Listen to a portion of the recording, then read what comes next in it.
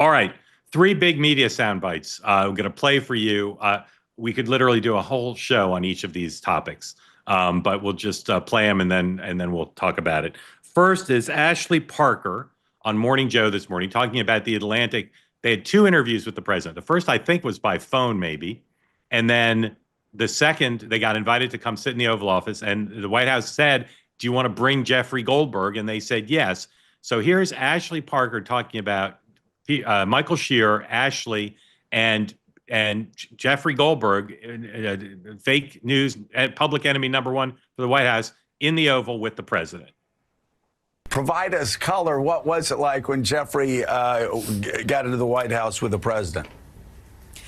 So, as you know, Joe, Donald Trump is someone who often is trying to win the minute, the hour, the day, the person directly in front of him. And Right. that afternoon, Jeff Goldberg, my boss, the editor-in-chief of The Atlantic, was one of the people directly in front of him. And the president was the version of himself that can be incredibly charismatic and charming. And he was very much oriented, as Jeff, myself, my colleague and co-author Michael Shear, but Donald Trump was very much oriented towards Jeff Goldberg, trying to win him over, trying to get him to we can dump out of this.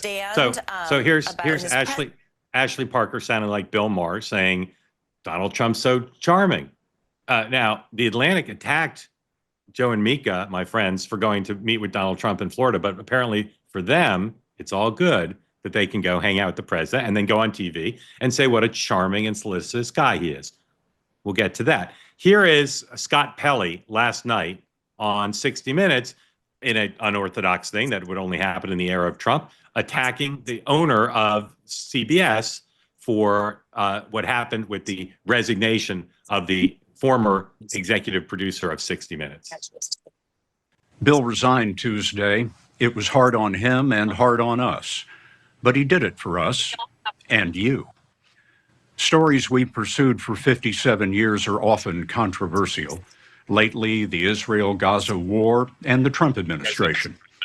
Bill made sure they were accurate and fair. He was tough that way. But our parent company, Paramount, is trying to complete a merger. The Trump administration must approve it. Paramount began to supervise our content in new ways. None of our stories has been blocked, but Bill felt he lost the independence that honest journalism requires. No one here is happy about it, but in resigning, Bill proved one thing. He was the right person to lead 60 Minutes all along. All right, finally, here's Alex Thompson. He writes for Axios. He's one of the few reporters who tried to cover the Biden mental acuity decline story. And he's got a book coming out with Jake Tapper in which they say they're going to lay bare the cover-up.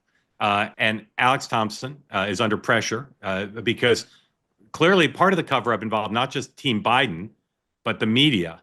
And at the correspondence dinner on Saturday, where he won an award, Alex Thompson, watch the reaction he gets when he says, yes, there was a cover-up, but also the press's role in the cover-up has caused us to lose credibility with the American people. Here's Alex Thompson. The White House Correspondents Association is as necessary as ever.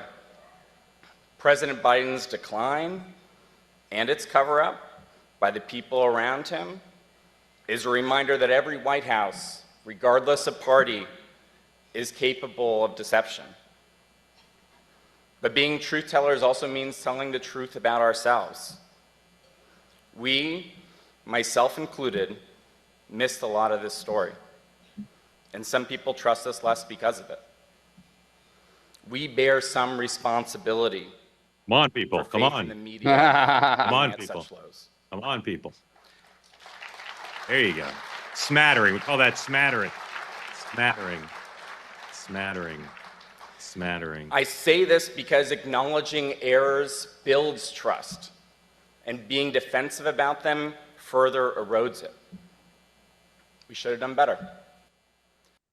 Amen, Alex Thompson. And I hope the book contains a lot on what CNN did and Politico did to not cover the story when they should have, when it was apparent to everyone. So, Dan, those are three big stories. You take them in any order you want.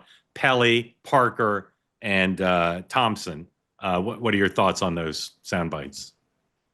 Live by honesty. I think it's great. I think Ashley Parker's right. More people should say when Trump is charming, speak the truth. He is. Almost anyone who's interacted with him will say that. People will also talk about, his temper, just like with Bill Clinton.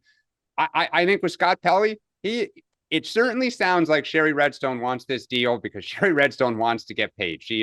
Her family has owned Paramount now for years. She wants to exit. Certainly sounds like they are doing everything they can to kiss the ring of those who are going to approve this.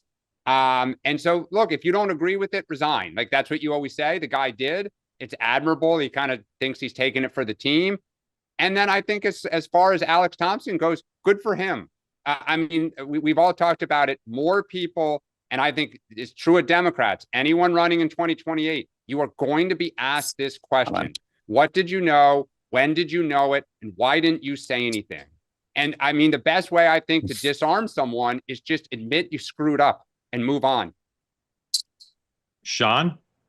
So the interesting thing about that, but hello, Sean. By the way, we are now over in the old executive office building. This is the Indian Treaty Room. If you've ever want to see it, it's beautiful, isn't it? It's an incredible room. One of my favorite rooms in the White House.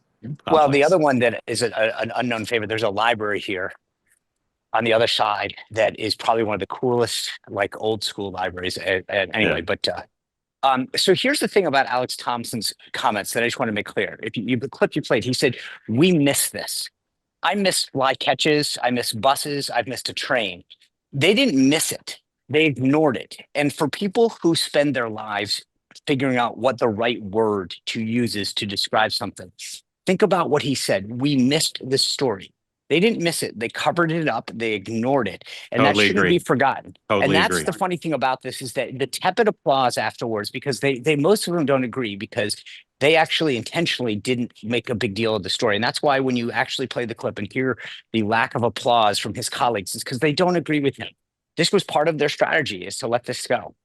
Hey, want to be part of the two-way community all the time? Hit the subscribe button. Great video clips like this, plus conversations like no other, full episodes and more, always available on this channel. You got to hit subscribe to never miss a thing.